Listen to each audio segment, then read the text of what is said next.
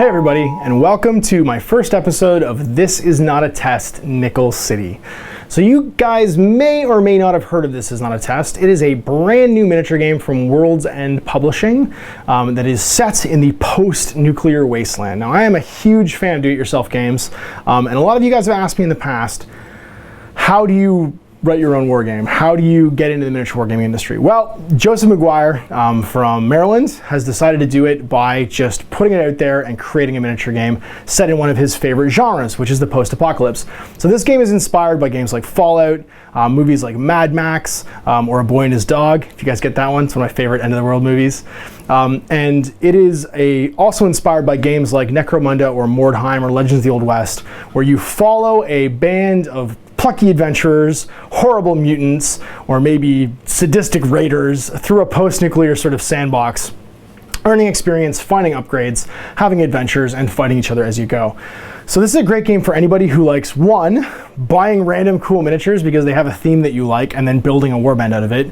Two, any of those genres that I talked about. So for instance, ours, which is gonna be This Is Not a Test, Nickel City, is gonna be set in the Fallout universe. You're gonna see Nuka-Cola like posters, you're gonna see Poseidon Energy posters, and we're all gonna be themed around stuff that and use stories and sort of the backdrop of Fallout, but carve out our own little niche of it as we go through this. So there's going to be a bunch of games we're going to play. We're going to play 3 for the first sort of initial outing between me and Jason. Jason has painted a Raider warband, the Raiders from Nickel City, and I've painted the Peacekeepers from Peacebridge. And we're going to be setting it in what we're going to call the Great Lakes Wasteland, which is the area that we live in right now. We're imagining it as it would be in the post-apocalypse. So my Peacekeeper warbands, the Keepers of Peacebridge, which are actually all miniatures by World's End Publishing for the most part. I think I have 1 or 2 other miniatures I've cashed in there, and I've used parts from World's End Publishing to do so. And then his Raiders, which are from a variety of different sources. They're going to be set in the Niagara region. So if you know anything about the Fallout universe, Ronto is one of the great powers left in North America, and Ronto is the ruins of Toronto, so some sort of a society that's formed out of Toronto. And the New Dominion of Canada, which was annexed by the US during the Great Atomic War, the final war in, I think it's 2077.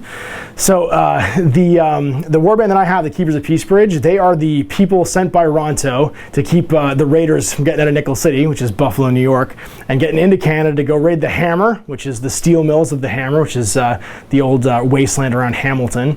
And that's what they do. They defend Peacebridge and the Niagara River crossing and try and keep the Raiders in the post-nuclear wasteland around Nickel City from getting in. And that's where our adventures are going to be set. So that's what's cool about a game like this. You can take, especially in a post-apocalyptic game, you can take where you live and where you're from and set the game right there. So we have familiar sort of territory that we're treading ground on, and our story for our warbands and our game is set in an area that we know and that we live in right now.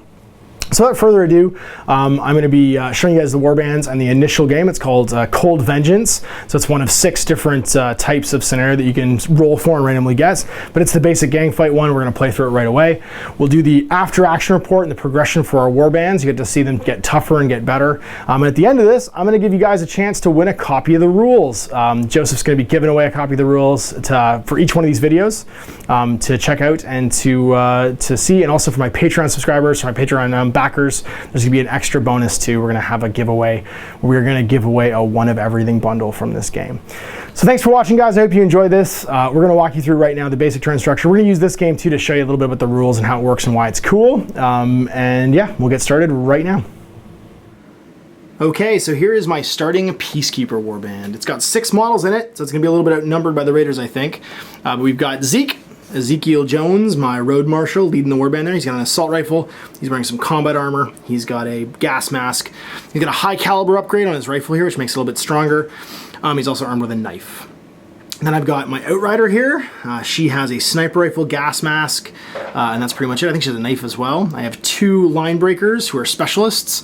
They're both wearing combat armor, which this guy doesn't slow down because he's got the strong point skill. This guy does get slowed down by it, but he's also got a combat shield and a light weapon there, a club that you can club some dudes with, so he's like the riot troop. And then I've got my 2 officers, just regular officers there in their, because they're Canadians, of course. They're wearing their Mountie hats. So they're not wearing their smoky hats, they're wearing their Mountie hats. One's got a shotgun, the other one has an assault rifle. And that's my basic 6 troop of guys right now, the Keepers of Peacebridge. They're doing a sweep through the ruins of Nickel City. And I've got some extra officers, another officer with an assault rifle, and a K9 that I might be able to hire later on if I can get the bottle caps to do so. So there it is, there's my starting warband for This Is Not a Test. All right, and here's the Raiders. So what's your warband called? What did I have written down there? The Nickel City Marine Corps. Yeah, this is the Nickel City Marine Corps. Nice. They are based out of, there's a historical park in Buffalo that has a bunch of ships. They live there. On boats. So we're going to start right here. This is a Raider with a assault rifle. We have a Raider champion. He's got a submachine gun, or sorry, an assault pistol and a melee weapon. We got a brute. He's got a two-handed axe. He's got a special skill lets him use it one-handed, and he's got a heavy caliber pistol. Right here we have my Raider Queen with a two-handed melee weapon and a pistol. Song of the Gypsy Queen. Here we got my Maniac. That's the Niagara's surliest waiter. Right here we got a Scrap Taker. Yep. He's a guy that can take the heavy weapons eventually. And over here, another Raider with the shotgun. The shotgun, nice. So there it is. So I'm going to be by one guy right now at the outsets, and these are them, the Nickel City Marine Corps, man, hanging out in the ruins of the Marine Museum in Buffalo. So here is the Nickel City ruins for Cold Vengeance. Now, as you go through each mission, we're going to go to the Into the Waste section of the rulebook and play a game. First thing step is we agree to the bottle cap amount for our warband creation. So we have 400 bottle cap warbands. We're going to roll for the scenario. Now normally you would roll on a 1 to 5. You play these scenarios. On a 6, the player with the lowest warband rating can choose. So we're just going to do Cold Vengeance first because it's simple and because you guys can see the game that way. And then we're going to roll for a wasteland encounter. Now what can happen, just like in any good post-apocalyptic thing, random stuff can happen out in the wastes of Nickel City. So roll a d10 and we'll see what happens. That's going to be a 1. So on a 1, it's going to be a hazard of the wastes. Now, hazard of the wastes can be things like radiation zones, gas clouds, all kinds of crazy stuff. So we're going to roll for that right now. So in a wasteland encounter, we roll a d10 and we see what it is. So I'll get Jason to roll again and see what we've got for our encounter. It's going to be a 3. So it's going to be a radiation zone. Now, radiation zones, what happens is we place D3 markers onto the table. And those markers, actually, sorry, is it D3? Yeah, D3 terrain pieces, and they're going to be randomly assigned to the table, so 3 pieces. And each one of them has a radiation hotspot. If we come near them during the game, we have to start making survival tests, or we might just die. Our defense starts dropping. If our defense goes to 0, we're dead. So I'm going to place them in the center of the table and to randomize them. The way that scatter dice work in this game is you use the top of the D10 for the direction, so it's going to be 2d10 inches the direction of the green dice. And that's going to be 9 plus 9 is 18 inches back this way. All right, the next one's going to go. It's going to end up going that way, 14 inches. It's gonna end up in the bottom of that building. Somebody tried to hide something terrible in there. Here's our last one, and it's going to go back this way, and it's going to go 15 inches. Conveniently, it landed right in the middle of that crater, which actually looks cool. So now what happens is, when someone comes within 3 inches of it, you see how big and how radioactive it is. So first you roll a d6 for the range of it from the actual template. So this one would have a 3-inch range. So if you came within 3 inches of it, you get a dose of radiation. And then the intensity, which you d3 for, this one's going to be 1, is how many times you have to make a survival test. And each time you fail a survival test, your defense goes down by 1. If you get to defense 0, you die. All right, so now Cold Vengeance's background is, there's no particular board setup, so we've just set up sort of some random wastes here. But it's a victory point mission. So you get a victory point every time you do something. The only problem is that the guys who shoot first in this, so we basically just bumped into each other in the ruins. The guys who shoot first start at a -2 victory point. So whoever gets the alpha here, they're considered to be chickens because they lose their nerve first, and they start shooting. Now, if nobody starts shooting by turn 3, our leaders start testing to see who breaks basically and who fires first. But after that, take an enemy specialist or rank and file action, you get a victory point. If you take an elite out of action, you get 2. The enemy leader, you get 4. And again, if you fire first, you get -1. At the end of 8 turns, whoever has the most victory points wins. So for mine, my leader's right here, he's worth 4 victory points. My outrider, she's an elite, she's worth 2. And these guys are rank and file and they're specialists, which means my line breakers and my officers are all worth 1. So for Jason's warband, his leader's right here, she's worth 4. These guys are both elites, which means they're worth 2. These guys are rank and file, and these guys are specialists, which means they're worth 1 each. All right, so to get started, we dice off to see who is deploying first. We deploy 8 inches onto the table. 3, 6, so you get to go first. Or you can pick sides rather, pick zones, and then deploy 8 inches on. Jason, in a fit of not laziness, because usually it's both of us are just like, well, I'm already over here, actually goes for this side. And that makes sense, because this whole building sniper perch is totally screwed over by this radiation zone. No one's going to want to get near it. There's another radiation zone over here. So this is the most radiation-free side, which means he'll get like a height and deployment advantage. He can advance through it, no problem. All right, so here we are deployed. I've got my road marshal and my 2 officers nearby him deployed over here in this building. Now I'm kind of squeezed. I can't come within 3 of these 2 radiation radiation zone markers. I'm going to start taking tests and seeing how big it is. So we're just going to try and zip between this gap in the middle. My 2 line breakers are going to take the flank. One's got a shotgun, the other one's just a melee guy, so they're going to need to haul their butts around here and hopefully encircle the side. And then my outrider, she has the ranger ability, which means she can deploy anywhere on the table, not within 12 of the enemy. She's got a nice perch up here in this building where she can see the opposing warband coming down the side. So the Nickel City Marine Corps, they're hanging out over here. We got, this is just a regular raider. We've got the brute, we got the queen. This champion. guy is the champion, and then another... Scrap taker. He's a scrap taker. We got the world's worst waiter. What's his name? Mr. K. Mr. K. Dedicated to a friend of mine. And then there's another raider here on the flank, so just lined up, basically ready to rush me. So now, this game's interesting. We roll to see who gets the activation for the first turn, so we just roll off. But what happens is it's not an I go, you go turn. He doesn't get to activate all of his models, then I activate all of mine. We're going to make what's called a metal test, and a metal test is an activation test. We roll dice and we add our metal, which is like the leadership in other games. And if you roll a 10 or higher, so you're always trying to roll a target number. If you beat a 10 by adding your metal to whatever you roll in the d10, then you get to activate. And you can keep doing that until you fail. Every guy you succeed the test for gets to take 2 action points for the actions. So you can spend an action point to move, to shoot your gun, to like clear a jam. There's a whole list of things you can spend action points on right here. You can also hold your action for 2 AP points, which means that you can activate when somebody activates in line of sight to you. And you can just keep doing that until you fail. When you finally fail, so if you failed the test, you only get 1 action, and then you pass play over to the other guy. So it kind of is interesting. You kind of want to activate your elite guys either first, if you really want to do stuff, or last, if you're trying to bleed out his activations and see where he's going to go. So I actually don't really want to activate these guys first, because he has the motivator skill. He gives +1 to activation tests within 6 inches of him. I want to see where these raiders are going to end up. So I think I'm actually going to start with my... my 1 line breaker over here with the shotgun. He's going to make an activation test and try and activate. But of course, we still have to roll initiative to see who goes first, but that's kind of my thinking as we go into the first round of activations. So I get a 5 to 1, so I am going first. I have a medal of 5 on my line breaker, so he's going to roll a 5+ to get to activate and get 2 AP, and this is the one with the shotgun. Makes it. So he's going to spend his first AP to move 6 inches. He'll run up along this wall over here. This is just open ground, so you can move freely.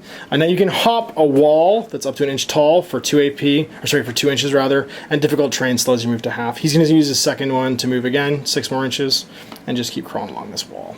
Because I succeeded, I can try and activate the other line breaker as well. He also needs a 5+ to activate. Let's see if I get to go again. I don't, I fail, so he only makes 1 AP of activation. Now he actually is slower than his friend because his combat armor, he doesn't have the special skill that lets him move faster. You can get a strength skill on either of these guys, and it's either hit guys harder, which is the one he took, but that means he eats the penalty for his combat armor being heavy, or it's move freely in combat armor, which is what I gave the shotgun guy. So he gets his 1 AP of action, and then play passes over to Jason. I'm gonna activate first. I am going to activate this guy right here, my raider with the shotgun. Cool. And his, what's his medal? His medal. He looks pretty metal with his beard and his long hair. He's a 5+ as well. His medal is 5, so it's going to be an activation. So he gets 2 action points. He can move, shoot his gun, yada yada yada. I think his assault rifle has a 24-inch range, and he has a shotgun, so he's an 18-inch range. Yeah. So I am going to simply move with his 5. So he has to move 10 up to there. We can activate again. I'm going to activate my brute. The brute. And actually, my champion has the same skill that gives you +1 motivator, +1 to your medal. Cool. So his activation test probably 5 as well. He's got a medal 6, so 7. So 3+ activating. Bang! Critical. Gets cool. It's like an auto pass in certain tests, and it basically means that you get bonuses when you roll it. What's he gonna do? He's gonna move as well. He's got a 6 move. Woo, so he's gonna truck it up to this right here. That's some garbage. It's my garbage. So now there's 2 kinds of cover in this game. Garbage would obviously get soft. It would give you light cover, whereas a wall or something like that obscuring would give you hard cover. He's gonna activate next. All right, I'm going to activate this guy. See if he's within range of the motivator. Yep, he is. He's within 6. So he's got a medal of 5, which means he needs a 4+. Gets it, cranks over the 9. He's gonna move. He's gonna charge his way up here. Okay, there's a hole in that building so you guys can see, so he's just flying through it. Activate again, I'm gonna try and activate this guy. I'm gonna try to activate my maniac with a medal of 5. Turns it up to 6 because of motivator. So 4 again. 4 just gets it. Next up, so he gets to go 12 as well. And this roof comes off this one too, so you wanna go inside, you can. Who's next? I'm gonna take my scrap taker. Okay, with motivator again, you get to... And he has medal of 5, so 6. 10, crits it, so he's good.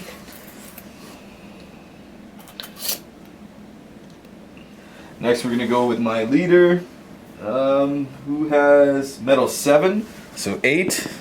No, failed Oh! it. It's 1 AP. So she gets 1. That's She's a gonna fumble. move 6. How about that wall? And then play passes over to me. So all you have left unactivated is a champion, and that means I get to take an. Try and activate my outrider. Unfortunately, I wanted to shoot the motivator, but I can't really see him from the angle that I'm at. So I'm gonna try and shoot this raider down here.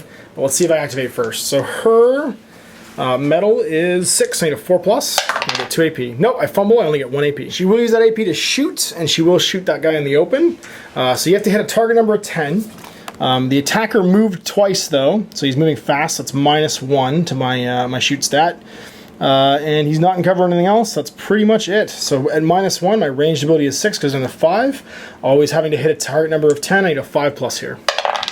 So 1, I fail and I fumble, which means I think what happens is her gun's jammed. It takes an AP to clear every jam. So they have a reliability of 1 on a sniper rifle, which means she'll need to spend an AP to clear that jam before she can fire. Ruh-roh. It's over to you. And you're at -2 for your victory points. I sure am, because I fired first. Mark the negatives with a white, and then the positives will be with the red once they get over. Alright, so activating the champion, he's the last one left, so we're just seeing how many AP he gets right here, and he gets 2.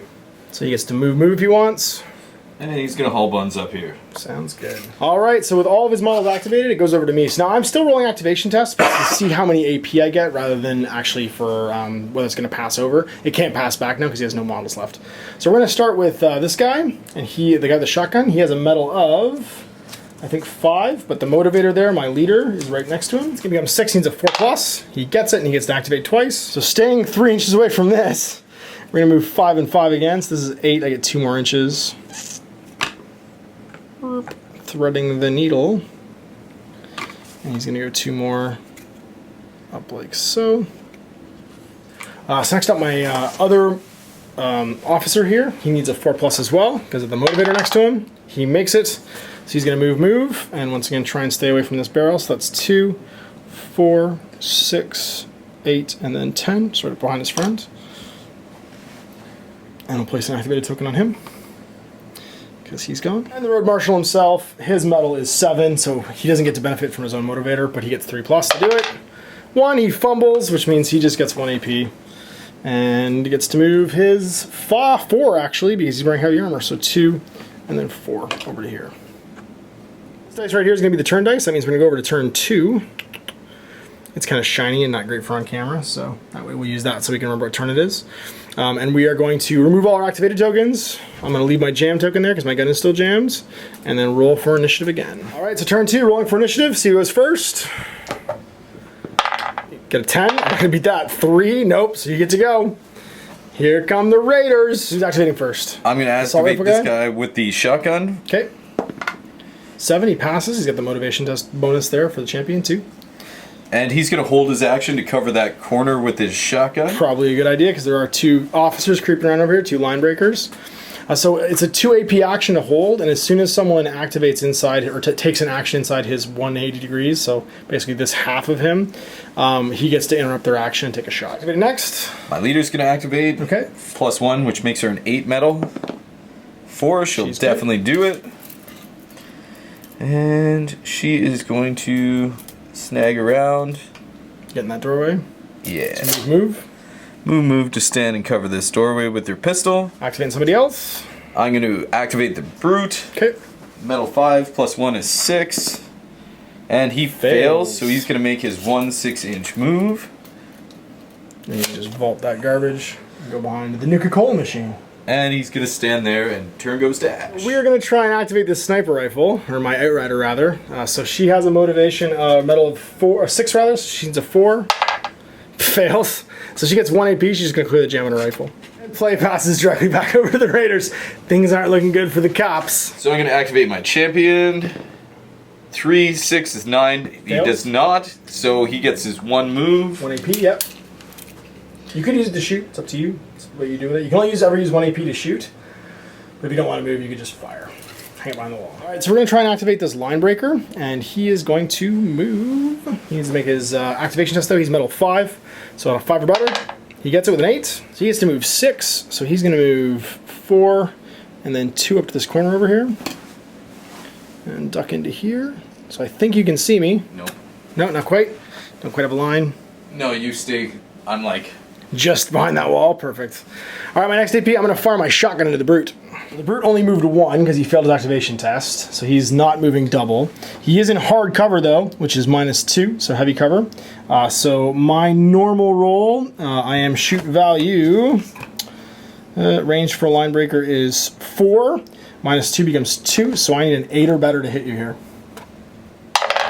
4, gonna miss. He's activated, goes back over. I'm gonna try and activate my other line breaker, so he needs a 5 or better as well. 4, he fails, so he only gets 1 8 heavy armor slowing him down. He's only gonna move 5. He's gonna creep up behind this into some light cover. All right, who's next? Alright, I'm gonna try to activate Jimbo here with the assault rifle. Okay. 6. So doesn't need the motivator. Doesn't need it, so he's going to unload with his assault rifle into your lady with the sniper rifle there. Alright, so hard cover for -2. I didn't move, so just -2 to whatever your range is. He needs an 8 or better because his range is 4 down to 2. 6 fails. Do you want to try? Oh, actually, you can only use 1 AP to do it, but he has burst, so he can use another AP to do it. I'm gonna. Is free. So you can Since move he into passed, I have 2. That's right. And So you only I ever can- use 1 to shoot. Oh, unless you have burst, which you do with the second shot. He's gonna try it again. Misses with a 7. Third shot, the free AP 10 hits me, so that's gonna put a hit on her. So the only reason he can make more than 1 AP in shots is because he has the burst value in his assault rifle. It's a hit on me. Now what happens is you don't actually do wound results until activations end, until you pass activations back over to me. So you're not gonna know who's dead and alive. You have to keep piling bullets on people potentially to make them go away. Activating again. I'm gonna activate my scrap taker. Okay. 5. Within Motivator, 6 to 6, so he's good. He's just gonna pop around this corner, and he's gonna try to use his Submachine gun. submachine gun. No, sorry, machine pistol. Okay. To try to shoot your sniper again. Yeah, rider again. Okay. So it'll be -2 for hard cover. Yeah. Jason just realizing he's actually out of range with his machine pistol, so you'd have to move a little bit further if you wanted to do it and be in the open. I'm gonna do that. Okay, so moving up a little bit further, and then now he's in the open, but he gets to make a shot. You can pre-measure in this game, so there's no penalty really to him doing that. 8, you're -2, so you probably hit me. Just double check that. So that's a hit. He doesn't get to shoot the free AP from burst though, because you only get it if you use all of your AP to shoot. So she's taking a hit from the machine pistol and a hit from the assault rifle. He's activating next. Last but certainly not Maniac. least is my maniac waiter. 1. So he only gets 1. And he's gonna move his 5 up behind cover here. Okay. All right, and with all of his models activated, we now resolve the hits on my Outrider. So what is the damage of your assault rifle? 7. Sorry, we get to them in order you want. So whoever you want to have earn the experience, we resolve those hits first, potentially. So what happens now is an opposed roll. I roll a dice and add my defense. He rolls the dice and adds the strength of his attack. If he beats me, he wounds me. The machine pistol guy is going to go first. The strength is 7, you said? It's strength 6 on the machine Strength 6, pistol. okay. And I am defense 6 on my Outrider, so you get a total of 10. I get a total of 8, so you wound me with the machine pistol, and I go out of action. And she only has 1 wound, so if she takes a wound, she is officially out of action. That's going to put 2 VPs down now for Jason, because she is an elite. All right, so we're going to activate now and use my dude with shotgun. He's going to try and make a metal test. He's metal 5 with him in range. Metal 6, into 4. Get it with an 8. He's going to move. He will move up to this. Oh, no, I don't want to come near the radiation stuff. I'm trapped behind radiation stuff. I get to move 5 inches. Where do I want to go? Oh, avenge her. We're going to go 2. What the heck? Let's just do it. 2. And then 4. And then 2 more. Or sorry, 1 more up to here. Up to here, and we're going to try and shoot this guy in cover. So he has a range of 4, hard cover though, so I need 8 or better to do this. Come on, 8 or better. 7! So close and yet so far for the hard cover. Right, so he's activated. We'll try and activate the guy with the assault rifle now, within range of the motivator, so needs a 4 or better. 8's going to crank it. He's going to unload on your brute. He's in 24 and he has burst. So his first AP he's going to use to shoot the brute. He is in hard cover, I'm going to say, because at least part of his base is obscured over there. And I am shoot 4, so I need 8. 8 misses with a fumble, so I jam. Awesome. I will use my next AP to clear the jam, which means I can't fire again. Or I could just move. No, I'm going to clear the jam. What the heck? And then the road marshal is going to activate. He needs a 7 at 3, gets a 10, so it's critical. He's also going to start shooting with his burst value. He's going to shoot first at the brute again. So the -2 for the hard cover. He needs a 6 to hit here because he's ranged 6 down to 4. Hits you with a 9, so there's 1 hit. Put a hit down on him. We're going to try and take another shot at him. Again, it's going to need a 6 because of hard cover. Hits him, so bam. And I'm feeling pretty good about all the hits I just piled up on him, so we're going to try and drag the next shot over onto your Maniac. And if he's within 3, then he's a valid target for burst, and he is. So that's my last free AP now from the burst value. Hit on 6 as well. Oh, he's mad, it's a crit. So kablam right there, so hits on each one. And that'll end my turn, and we'll resolve these hits. He's got high caliber on his assault rifle as an upgrade, which makes it damage 8. So what's the damage, or what's the defense on your brute? 6. 6, so I get +8, so that's a 12. +6 is a 9, I'll take a wound. How many wounds you got? 1. Alright, so he's out of action. Is he an elite? He is. That's an elite kill, so that's 2 VPs for me. So now I'm not at -2 anymore. I'll go up to 0. Resolving the hit against the Maniac over there. I'm getting damage 8 on my high caliber assault rifle. And I'm defense 7. Okay, so you're +7. Tough. No, so you beat it, so now you're grazed.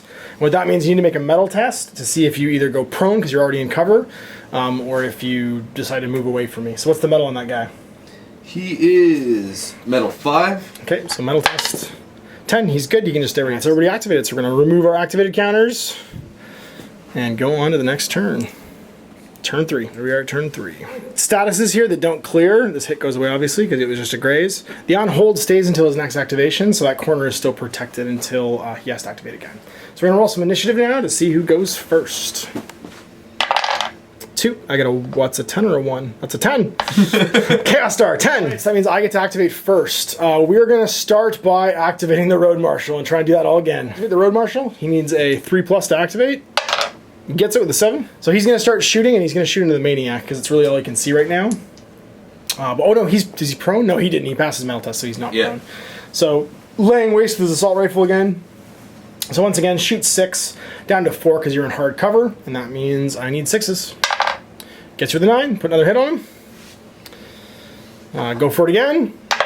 Needs a 6, that's a 3, it's gonna miss. And then the last one, 6 again, so he gets hit twice. He's zoom by burst value, so we're gonna try and activate this guy with the assault rifle now. So he's within range of the motivator, so he has a metal of 6 with a +1. He needs a 4 better.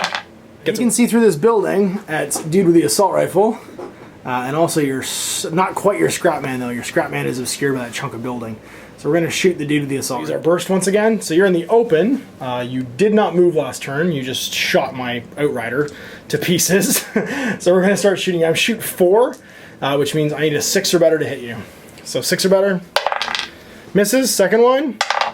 Misses. Third one with the free AP. Hits. That's a 9. So 1 hit you take.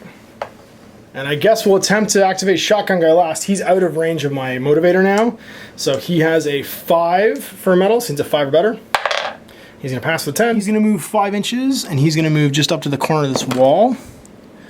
Like so. And he's going to try and put a shot on your scrap man. I'm going to put him there. So with the shotgun, you are in the open. I am needing a 6. Range combat 4. 3 items. I guess I could keep going, and I should. I'm going to try and activate this guy. My line breaker. He's going to activate on a 5, and he does. He gets to move twice. So he's going to go 2, 1, and then 1, 4, and then 5 into the middle of this. Come on out. We'll try and activate his friend with the shotgun. He needs a 5 as well. Actually, sorry. He can move again. He has 2 AP. What am I doing? I only moved once. We're going to move 5 again into this doorway, or behind this wall, rather. Trying to activate his buddy with a shotgun. He needs a 5+ as well. 4 he fails, so he gets 1 AP.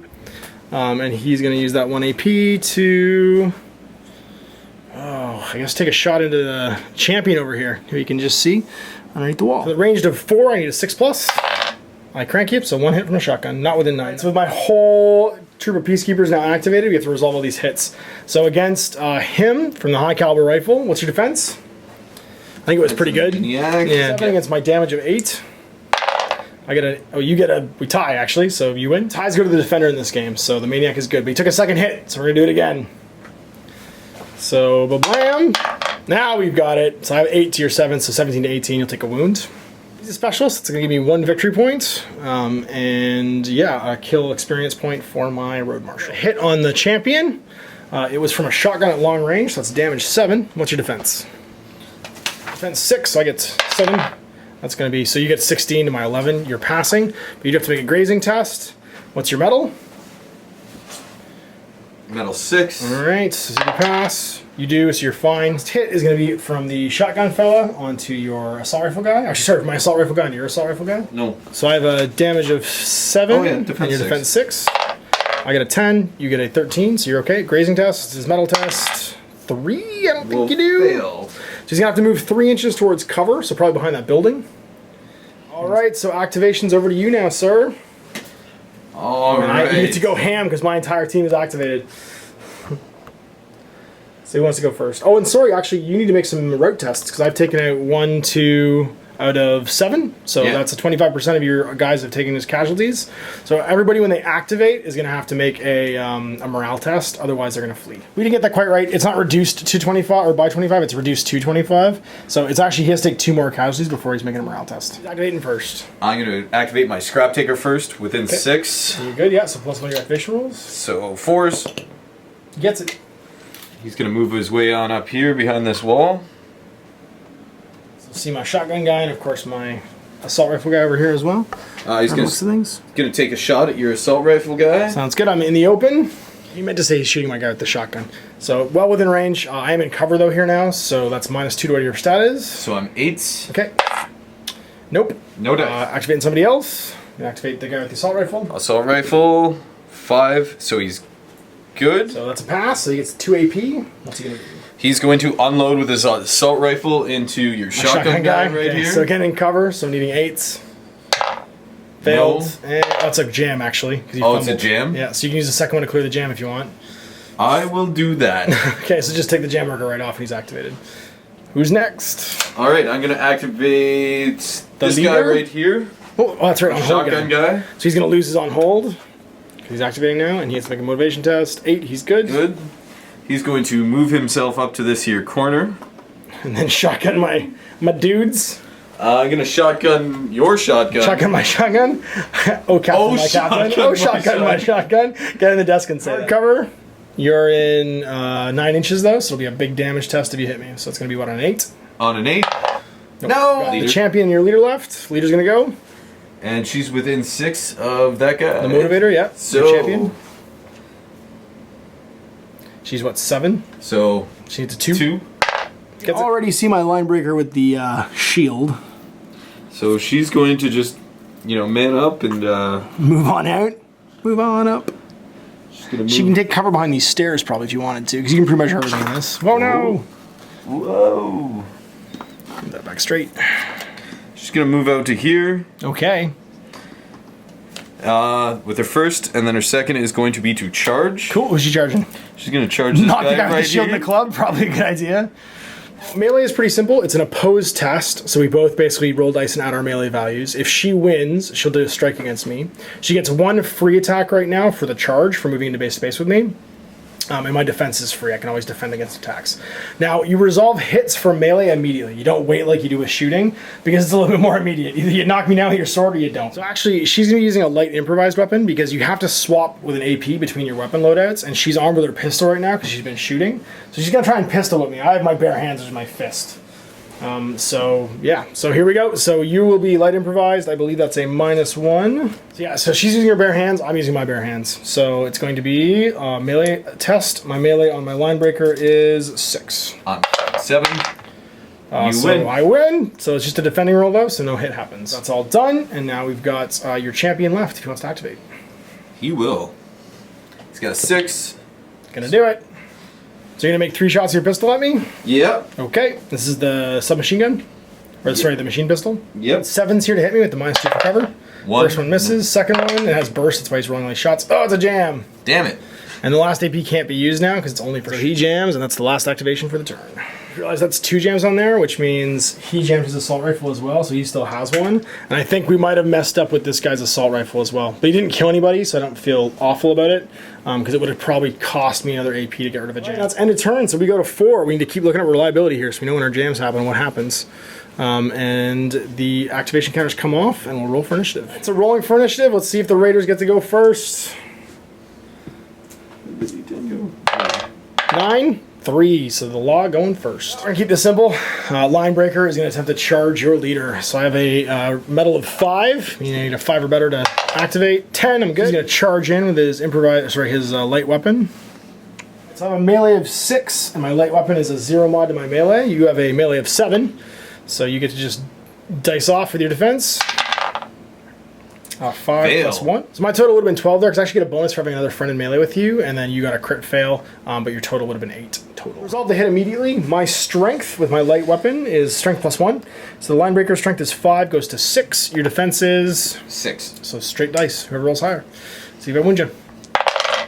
You're okay, so you take a graze. Second AP, I'm just gonna try and hit her again. So I'm melee 7 right now, because I'm my friend in melee. Oh, crit fail. So we just stay in melee. All right, we're gonna activate my road marshal. He's gonna go. He has a metal of 7, so 3 plus. Fails. My burst, I am gonna shoot the scrap finder there in cover. So normally I am ranged 6, goes down to 4, so I need 6 plus here. Hit you, so that's a hit on him. And then we're gonna use the burst value for the free shot, which will hit on a 6 as well. Hits, that's 2 hits. I'm gonna end my activation and pass over to you, and that means that he is activated, but we have to do 2 hits on that scrappy over there. Damage 8 versus 6. That's gonna wound you in your action. Specialist, that'll put me at 2 BPs now. It's another kill for the road marshal. All right, who's activating? Get the Gypsy Queen out of danger. All right, I'm going to activate this guy here. Okay, shotgun guy. Needs 5s. 2, it's gonna fail. So it's 1 AP. You can shoot into melee, but it's bad. If you not shoot your leader in the back, that's something we're not gonna try. And he doesn't have range to charge. Let's reposition. He's just gonna move over this way. Okay, see some guys behind that. It's back over to me. We're gonna try and activate, I guess, my guy with the shotgun. So he needs a 5, he gets it. He's gonna advance, he's got 5 to do it, but he's gonna advance over behind this pile of crates, like so. It's half rate going through the scrap, and then he's gonna take a shot into your champion. Right, so you're gonna be in hard cover, so my shoot of 4 goes down to 2. That means I need an 8. So 1 shot with the shotgun and an 8. Get him! Nope, misses. And then we're gonna try and activate him in range with my motivating captain. He passes. So my only target with duds over here is going to be in that doorway, that shotgun guy that came through, and he is in range. So he's going to use his full burst, use all his AP to shoot, and he's going to hit on a 8, because you're in hard cover. 8 for the first one. Nope, misses. Second one, 8. Hits. It's a crit. And the third one, 6 is going to miss. So 1 hit on 8. So with that done, my only unactivated model is going to be Shotgun Fella. He's going to activate and start swinging on the boss. 5 or better. He makes it, so he gets 2 AP. So the first one, I'm melee 6. I have a friend for 7. 10, so I'm going to hit you once. It's just my base, or strength though. Sorry, strength minus 1 because it's my fist. So I am strength 4 now, and you are defense 6. Yep. So you are okay. And then I'm going to try and hit you again. 7. So I do hit you, and then it's 4 against 6. No, I got a 16 against 15. Oh, 15, yeah, never mind. And then see if I wound you. So you're defense 6, I'm strength 4. Gotcha! So that's a wound. You have 2 though. She immediately has to make a morale test though, because if you take a wound and don't die in melee, you might run away. So whatever your medal is your morale test. Uh-oh, crit fumble. She is immediately removed from the table. She just crawls into a hole. That does not count as taking an action for the purpose of him getting experience, I don't think, but it does count as a casualty for the purpose of it. Get me to 6 for being gone. Now that's the enemy leader out of action within range. We'll resolve this hit first, and then we do the morale tests for everybody. Morale tests first, and then we resolve that hit actually, because you do that immediately as its cause. So the leader went out of action within 12. That's a morale test for him. Whatever his medal is. Oh, crit fail, so he's just gone 2. I didn't even get to kill him. And then this guy over here, stop rolling ones. 5, I think he passes actually. So he passes. Yeah. Brute. He's out, yeah. I think it's just the dude with the... No, he wasn't within 12 when he went down, but you did hit the victory condition for the other thing, so that's another 1. So he's gone, because you went below 50 as well. You got that condition as well. Okay, so I guess he'll make another morale test, because now you're at 25%. And 3, he's going to fail, so he's going to immediately retreat towards the table edge. And then you make your activation to see if he activates. So he falls back, and now you can roll to see if he activates, how many AP he gets. He fails activation, so he'll just get run away. Tail it over there. All right, and see who... So that's end of activation. We're going to remove all our activated counters. And see who goes first. So we're on turn 5, and we're going to make some initiative tests to see who goes first. I get a 9 to 1. Right, so let's make some activation tests. We're going to start with this, actually with my leader. Yeah, my leader. He needs a 3. He gets it with a 9. So he's just going to move 8, avoiding ye old terrible stuff that's in that building. And then we're going to activate him, and he's going to move. He's a 5/6, so he needs a 4. He activates 2, so he can go 10. So it's this plus 2, so he's going to be in behind this rubble. So just within 6 of my shotgun guy now, he'll activate, and he fails, so he only gets 1 AP. He uses 1 AP. He's going to crawl to this at half rate, so it's going to cost him 2 to go 1 and go over here. And then he has 3 left, and he's just going to go behind this wall. And that'll put him there. All right, it's over to you. We just roll to see how much AP you get, basically, because you only have 1 guy left. And oh, he's all good. Oh, yeah, so he clears both his jams. Come get me, la dogs! I activate my line breaker on a 5. He fails on a 4, so he only gets 1 AP. He's going to go 5 inches up behind this wall, like so. Activated out, so I'm just rolling to see how much AP he gets on a 5. He passes, so he can go 10. So he's going to go 8, and then 2 more, and just be like next to this Jersey barrier, but not quite touching. It's turn for the Peacekeepers. Their activate tokens come off. We roll initiative again. That's turn 6 just finished. So we're on turn 6. You get a 2. I get a 7, so I'm going first. So we're going to try and activate my shotgun guy. He has a medal of 5, so he needs to roll a 5 or better to activate. And we get a 10, so we're good. He's probably already with an 18, so he's just going to try and shoot you with the actually, he's going to move and then shoot with the shotgun. He gets to go 6. Because he's got the ability to let him ignore the penalty for armor. And then you're in cover though, so I have a 8 or better to hit you. 2, missed. So he's going to try and activate on a 5. 6 he does, so he goes 8. Sorry, 10 rather, so he's going to run up behind this car over here and be activated. We're going to activate my road marshal on a 3. He does, so he's going to move 8. And just be in the middle of his buddies here to throw motivator around and give them +1 of their activation rolls. We're going to activate him now on a 4+ for the shotgun. He's going to pass.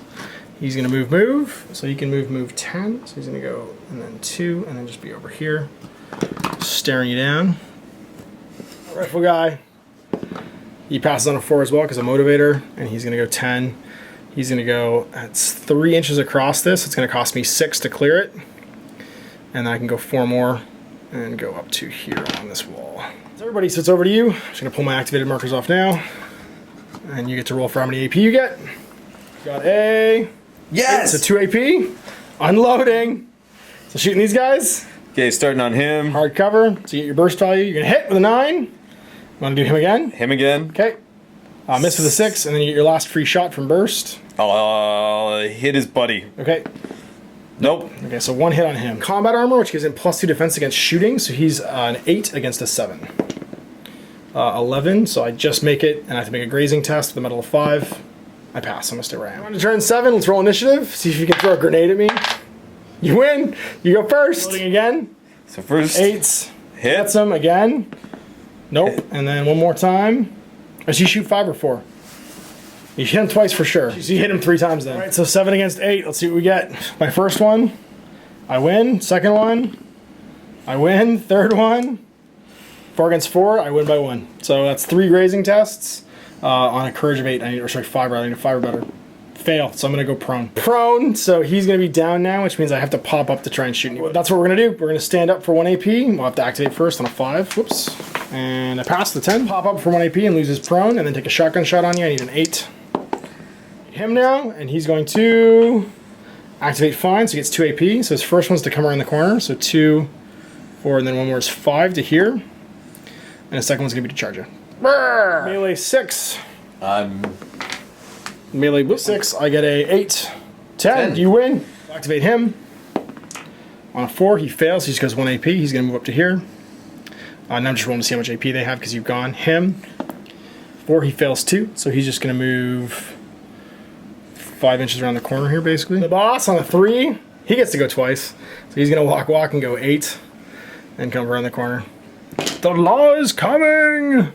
Turn of the game, turn 8, roll some initiative. You get a 3, I get a 7, so I'm going first. Activate this line breaker. He fails his activation roll, he gets 1 AP, he's gonna try and strike you. So melee 6 against melee 5, I get a 11, so I hit you once. I'm strength +1, which is 6, against your defensive probably 6-2. You win, so you're fine. You get to go. Activation, see how many AP you get. You get 2. Melee weapon as well, so he's going to hit me. 4 against... So I win actually there, because that's a 12. And second one? 9. Second one. I win again. Alright, activating... let's say this guy. He's going to charge in as well. If he makes it, he does. He's going to go at you with his fists. Just bare knuckle boxer style. So his melee is going to go up by 1 to 6 because he's got an extra friend there. He gets a 9. You get a 14, so I miss the second one. I get a 9 to your 10. Actually, we tie. Goes to the defender. Shotgun buddy. He passes his test. He's just going to move. So he's going to go 2, 4, and 6. And then second AP is going to charge you. Because we're trying to arrest you at this point. Lie down! Lie down! There's so much pepper spray happening. So I'm melee 7, 8 right now. I fumble and I activating him. He passes the 10. I don't even know what I'm gonna do. I'm just gonna walk around here and watch, I guess. And then the road marshal, he's like, "Wait for me!" I'm gonna go 8. Wait for me to arrest him.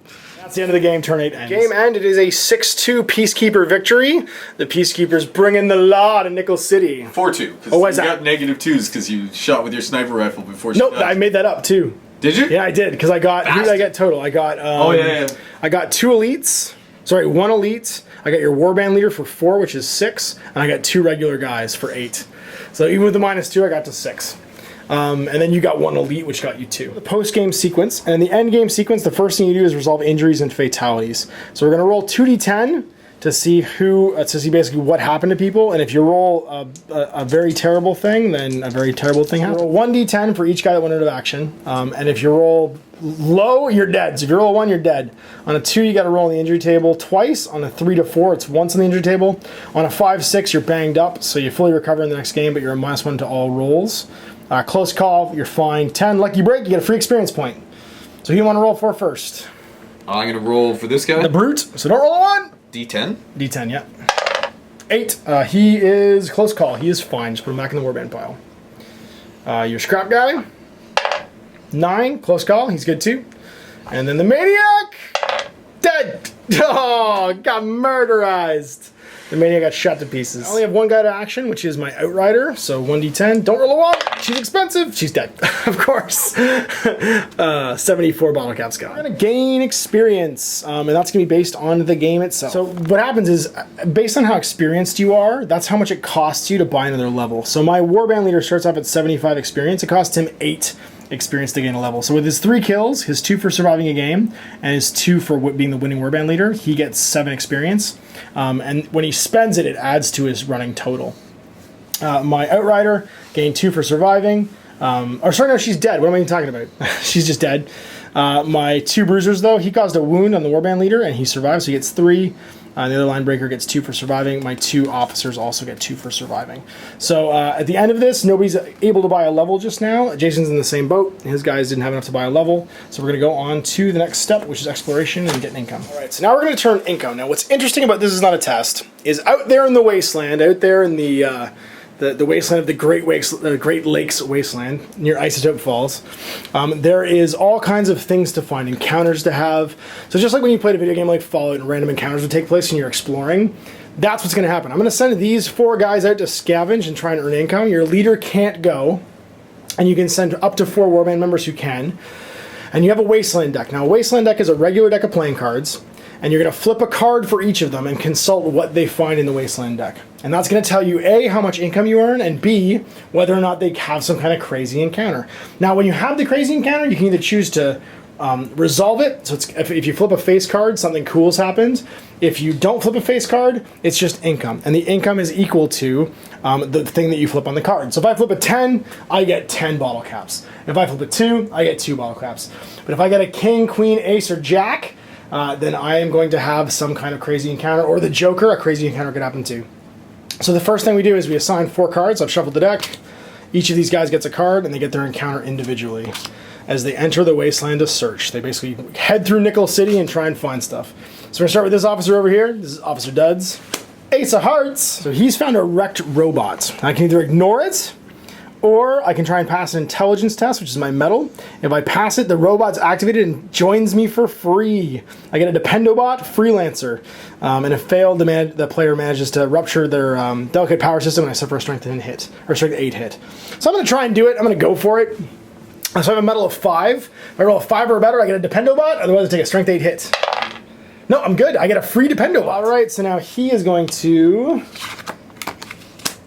get a 5, so that's 5 bottle caps. Oh yeah, and sorry, if I ignore it, I would get salvage, but instead I get a free Dependobot. He gets 5 bottle caps, he gets 6 bottle caps, and he gets 7 bottle caps. So at the end of all of that, I've found 18 bottle caps to go into my stash. So now I'm at 40 bottle caps and a free Dependobot. These cards don't go back into the deck. There's only so many encounters that can happen in the wasteland as we scavenge.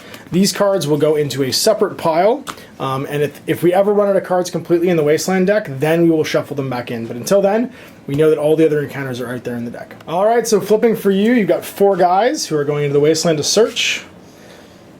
And we will flip them one at a time. So Johnny Assault Rifle over here, what does he find? 3 bottle caps, 2 bottle caps, 9 bottle caps, and 10 bottle caps. So no special encounters, but you've managed to find 19, 21, 24 bottle caps. Jason's leader has a special skill called Resourceful. He gets an additional D10 bottle caps at the end of every game, so 6 more. So that's going to go up to 19, 24, 30. Finally, we have to pay for our upkeep. So now that we have our available bottle caps, we have to pay for everybody who's in the warband. So my leader's still alive. I have 2 specialists, they cost me 2, and 2 rank and file, they cost me 1. So a grand total of 3, 4, 5, 6, 7, 8, 9 I have to spend, so my 40 goes down to 31 as I feed everybody. So I'm actually going to dismiss the Dependobot because I don't actually have the miniature form painted just yet, and not pay his upkeep, otherwise it would cost me more to keep him around. So what I should have done was ignored the Dependobot and just gone scavenging and earned extra bottle caps, but I wanted you guys to see how it works. So we're going to dismiss the bottle cap, not pay for his upkeep, and I'm going to have 5 guys in my warband. So you have a leader for 6, sorry, for 3, 2 elites for 4, which puts you at 7, and then how many average Joes? 3. 3, so that's 10. Oh no, sorry, total. specialist is 2. Yeah, it's 2. So the elites and the specialists. So you have 2 specialists and 1 elite. So 9. So 6, 9, 10, 11. If you just purchased any relics, it would cost you basically in power cells or whatever to upkeep whatever relics you are. Relics are things like power armor, plasma guns, whatever.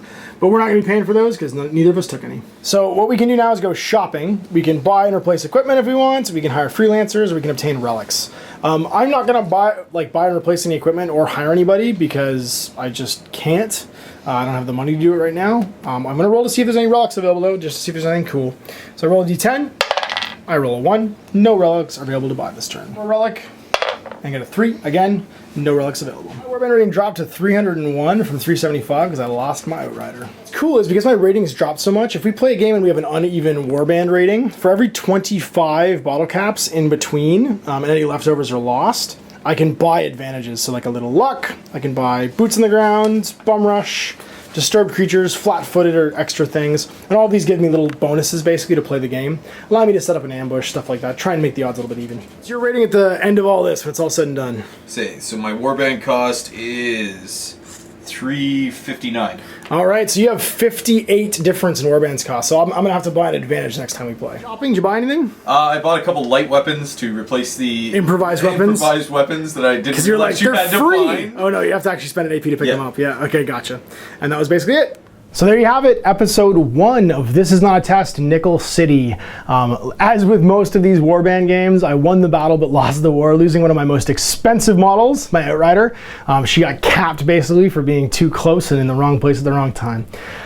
So I hope you enjoyed this and that you check out World's End Publishing. Now I'm gonna have a little banner right here. You can click, you should be able to click this banner and go right there. Or if you just wanna go to the video description, there'll be a link in there as well if it disappears before you can click it. And check out Joseph McGuire's World End Publishing and This Is Not a Test. If you like games like Mordheim, Necromunda, any kind of warband experience-based game, or if you're just a fan of Fallout, Mad Max, any kind of post-apocalyptic stuff, this is the game for you. Now he's got lots of plans for new stuff in the pipe, but the more support he gets, the more people buy his game, buy some of his miniatures. The more he'll be able to expand and add new stuff. I really enjoyed this game so far, but as if you've seen my Throwback Thursdays, you know that I love games like Mordheim and Necromunda, and I still play them years after they've gone into production. This is the perfect game for me. I can get any models I like for a theme that I like and just throw together a warband and go. Now, In addition to you guys going and checking that out, and I hope you do, I'm going to give away one free watermarked PDF to someone who will like this video and then comment and say, "This is not a test, give me it please," in the comments below. So do that and we'll raffle one of those off to a random viewer at the end of this. In addition to that, one of my Patreon subscribers at the end of this series is going to get something cool and special too, so stay tuned for more This Is Not a Test. In the next game and the game after that, we'll raffle one off as well. So if you don't win this time, make sure you come back and check out the next videos. Watch the Keepers of Peace Bridge and the Nickel City Marine Corps advance and continue their rivalry in Snipe Hunt in episode 2. So thanks again for watching. I hope you guys enjoy this Out of the Basement. This is not a test, Nickel City. We'll see you next time for more, and until then, happy wargaming.